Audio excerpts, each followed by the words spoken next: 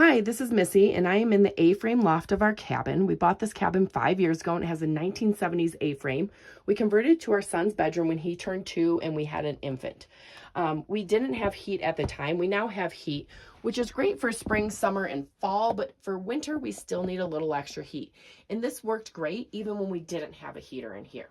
So this heater we bought because it has a thermostat, so it turns on when it's too cold and it turns off when it's too hot, which is perfect for what we need for regulating a kid's body or room temperature. You can hear that click when I tilt it forward or back and see that the light turns off. That's a safety feature so that if it knocks over, it won't turn on.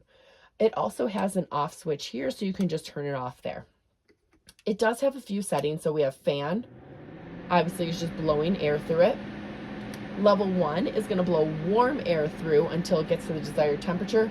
2 is going to blow a little bit hotter air through so it heats up faster. Then you can turn it back off. I'm going to turn it on. You can hear the level of noise that it has. It has a little bit of like a white noise, which is great. My kids usually sleep with a white noise machine anyway, so when it turns on, it does not bother them at all. Then it has this thermostat over here. So the thinner bar over here means lower temperature setting. The thicker bar means higher temperature setting.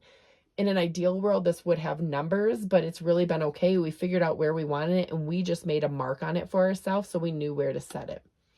So if you set it where you want it, if it's not to that temperature, it kicks on, and then when it gets to that temperature, it will kick off. So if I turn this back,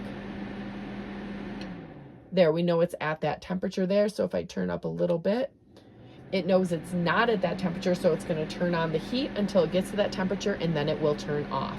We love that feature. We've been able to monitor on my kid's baby monitor that it's about within 5 degrees of what we would like it to be, the desired temperature. So it never gets hotter than about 70, and it never gets lower than about 65, because we try to keep his room around 68. So that's been really good for us, that it's kept it right around the temperature that we want it to. It turns on and off when it needs to, without us having to monitor it throughout the night. So this has been great for us for the last 5 years at our cabin. I highly recommend it. Again, it's the GiveBest space heater. This space is about 600 square feet and then goes into a triangle shape at the top. But it's been perfect for us.